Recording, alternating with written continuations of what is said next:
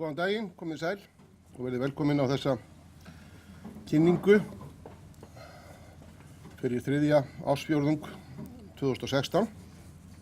Að vanda þá ætlum við þrír að fara í gegnum þessa kynningu. Ég mun byrja svona að fara yfir það helsta. Ólafur Njáll mun fara síðan yfir svona dýpri upplýsingar um reikningin. Þórður Pálsson mun síðan koma og fjalla fjárfestingarnar og ég mun síðan koma aftur í lokin og svona að draga þetta saman aðeins og svo að sjálfsögðu opnum við fyrir spurningar í lokin. Aðeins til að byrja, þá er það ánægjulegt að eins og hérna kemur fram, þá vorum við að endurnýja samning okkar við Landsbjörgu og teljum það ákaflega ánægjulegt og farsælt samstarf sem við höfum átt þar til áratuga og erum ákaflega stolt af. En að þriðja ársfjórðungnum, að þá má segja eins og þannig kemur fram og eins og kom fram í kynningu okkar fyrir annan ársfjórðung að aðgerðir sem við reiknum með aðgerðir sem við höfum gripið til, reiknum við með að fara að skila árangri. Og það má segja að þetta uppgjör núna einkennist af því að við erum svona að sjá árangur af þeim aðgerðum sem við höfum gripið til. Og hagnaðurinn fyrir þennan fjórðung eru tæplega 860 milljónir og hagnaður af vátryggingastarfseminni tæplega 400 milljónir. Og fjárfestingartekjurnar námu 790 milljónum tæpum og ávöxtun safnsins 2,2%. Það má segja að þetta verið líflegur markaður og í endan hafi ávöxtunin verið umfram væntingarnar. Og fjórðungurinn hann skilaði þá samsettu hlutfall upp á 95% og eins og kom fram í tilkynningun okkar þá er það besta niðurstaða fyrir liðna 6 fjórðunga. Þannig að síðast var þetta samsett hlutfall fyrir fjórðung lægra í lok árs 2014. Tjónarhlutfallið það er að lækka á milli ára, hvort sem er þegar litið til fjórðungana þessa og fyrir ári og líka fyrir 9 mánaða uppgjörinn á milli ára. Eins og áður segir þá lítum við þannig á að þetta sé skila sér þær svona aðgerðir sem við höfum gripið til. Það má því segja, og ég kem betur að því eftir að svona svo vegferð sem við erum á horfir til betri vegar eins og við stefndum að og við höfum alltaf stefnt að því að afkoman af vátryggingastarfseminni sé réttu megin og þar viljum við vera, þar að segja að samsetta hlutfall okkar verði fyrir neðan 100% og það er svo vegferð sem við erum á og stefnum að svona á komandi fjórðungum. En að þessu sögðu þá vil ég hleypa Ólafi Njáli að.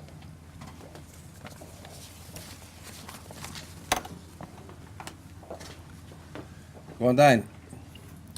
Nú, Hermann nefndi að þetta var í góður fjórðungur og þetta er, býsna góður fjórðungur og það má segja eiginlega að lækkun hagnaðar frá sama tíma í fyrra kemur nú út á fjárfestingartekjunum. Það var náttúrulega sérstaklega góður fjórðungur í fyrra, þannig að það er svona kannski ekki alveg svona þægilegu samanburður. Nú, við sjáum þarna sambærilega afkomu vátrygginga og á 9 mánaða tímabilinu þá er það sama sem er að ræða. Við sjáum aðalmunin í fjárfestingarstarfseminni og við sjáum líka lækkandi samsett hlutfall.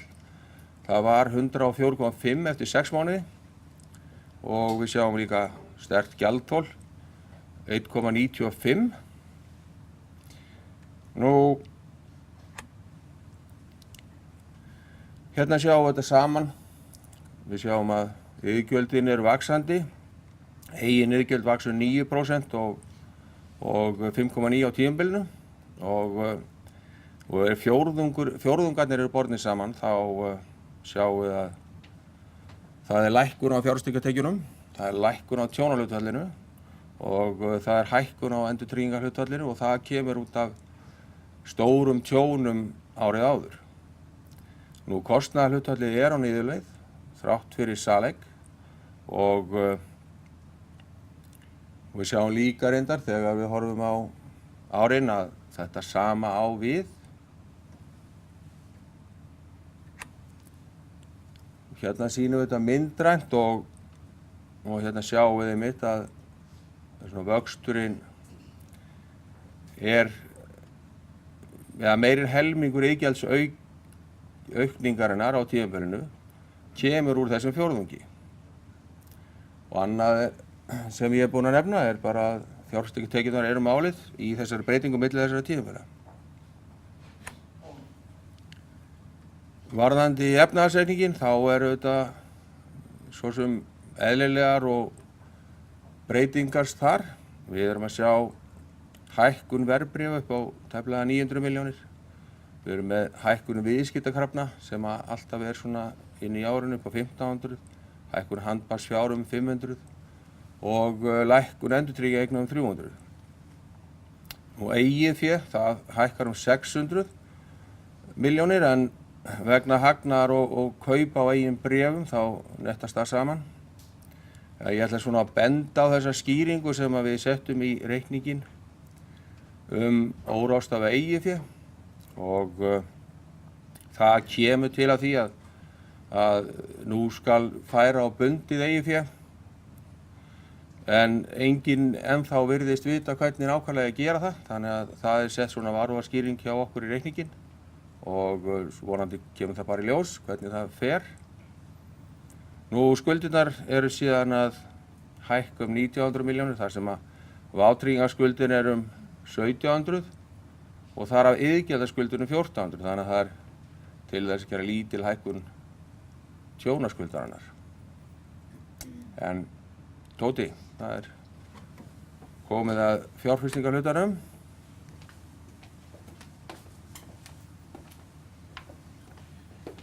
Já, góðan daginn. Ég vil byrja hérna bara að vekja athygli á neðanmálsgrein sem hérna við að við setjum alltaf fram fjárfestingarsafnið og ákomna fjárfestingum hérna í þessum kynningum sem eins og við erum með þetta í safninu okkar, þannig að við erum ekki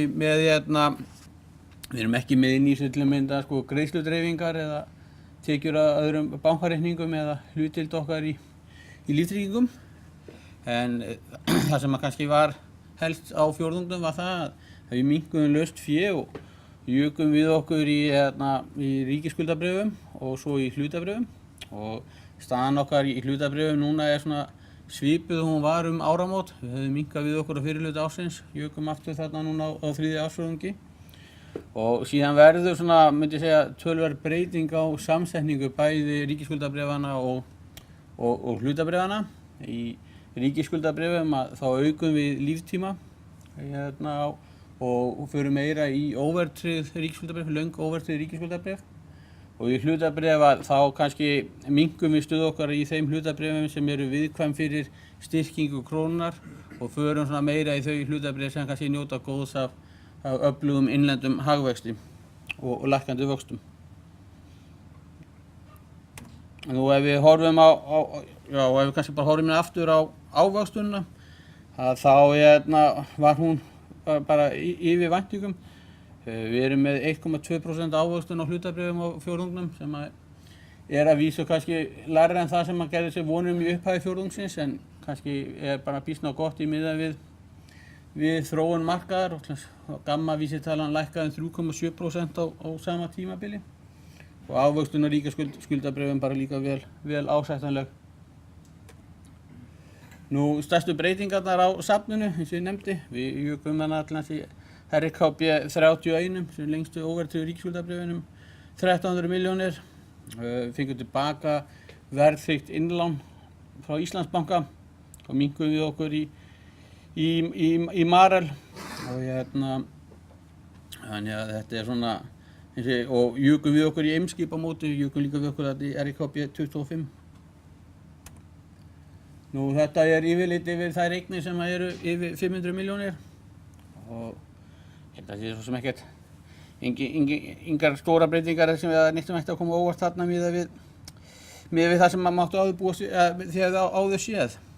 Ég kannski líka að nefna það að afkoman núna í ár, auðvitað árið í fyrra var held ég nokkuð einstakt og ég veit ekki hvort ég óttist eða voni að það sé langt ég að við sjáum annað svipað ár en því það var svo einkennilegt.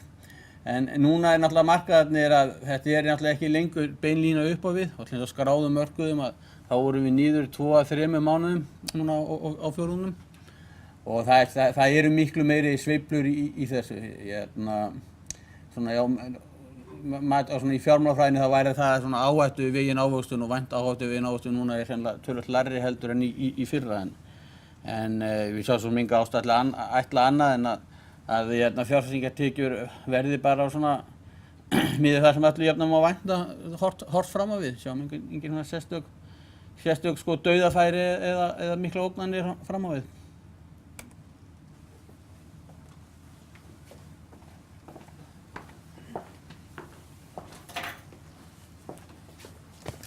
Aðeins bara til að gera grein fyrir svona, og til þessum fjórðungi, það verður náttúrulega tíðindi í hluthafahópnum á þessum fjórðungi, þar að segja ríkið seldi sinn hlut sem var stærsti einstæki hluthafi félagsins og eins og þarna kemur fram að þá var tæplega 14% og svo sala gekk ákaflega vel. Margir höfðu svo sem áhyggjur af því á einhverjum tímapunkti að svona stór hlutur sem að augljóslega myndi fara á markað, að það verði einhver óvissa eða óvissa á því. En eins og ég segi þetta gekk afar vel fyrir sig og umfram eftirspurn í útboðinu. Þannig að það var einkar ánægilegt og síðan hefur þá sá hlutur þá dreifst á fleiri hendur. Við höfum stundum sýnt ykkur myndir svona þróun umferðar og hérna erum við að sýna breytta mynd frá því sem við sýnt áður, það er að segja aðeins annars konar mælingar.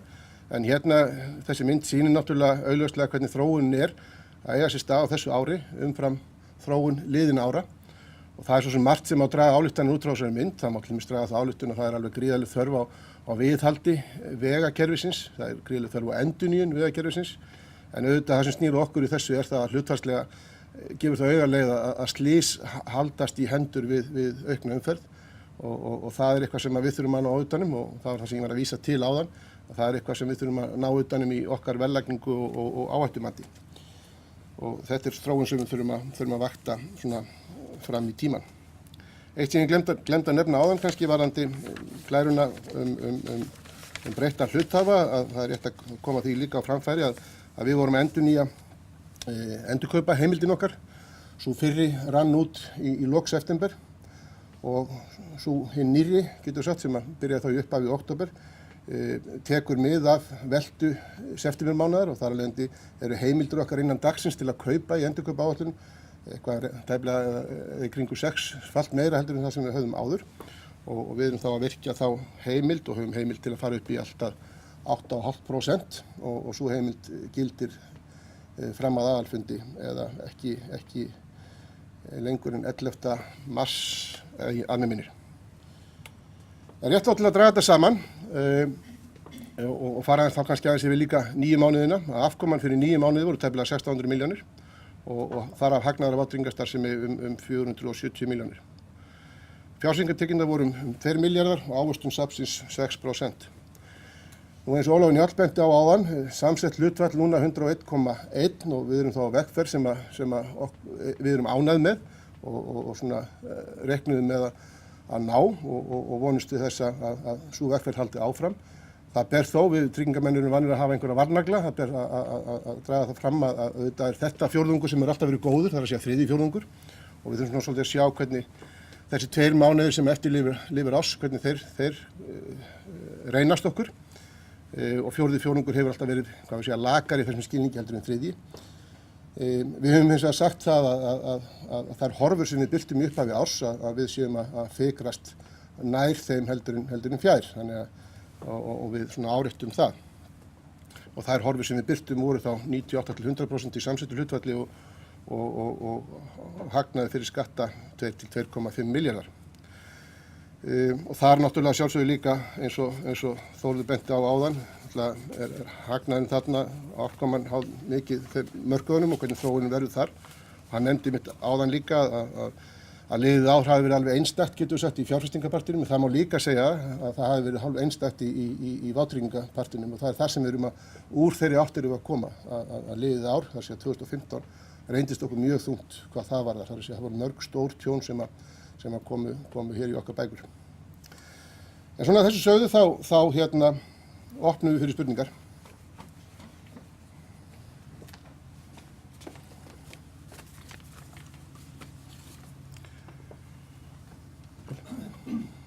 Já, ég meina það kannski spyrja varðandi hlutdeildar í ökutækjatryggingum að snerta sko ferðaþjónustuna, annars var hópur uppi bíla og þess að bílöfum. Já, það er spurt hlutdeild okkar í ökutæki sem snerta ferðaþjónustuna, það er að segja bílaleigubíla og hópferðabíla. Og þetta er hluti sem við erum alltaf að reyna svona átt okkur á hvar við stöndum.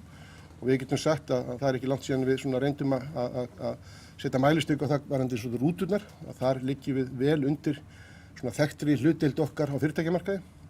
En við getum sagt að í bílaleigurum þá liggjum við bara svona í okkar hefðbundinni hlutdeild á fyrirtækjamarkaði. Og fyrirtækjamarkaðurinn okkar liggur svona kannski í 30% pluss mínus, 30–32% eitthvað. Þannig að já. En í rútunum þá erum við vel undir þeirri hluti. Að við erum að sjá að við erum að tala líka stjórnir stærsta tjónin og þetta eru þess að byrja að fulla af fólki og að sjá að þessi að ná að verðleggja þetta rétt.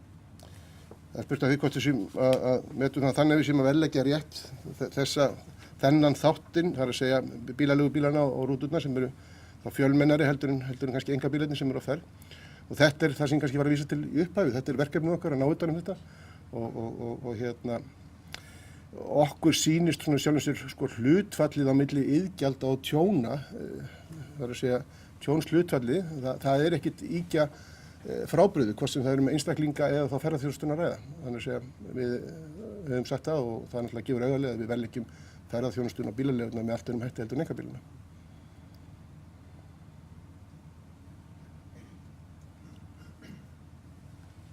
Meðan að vera bíða, má ég aðeins.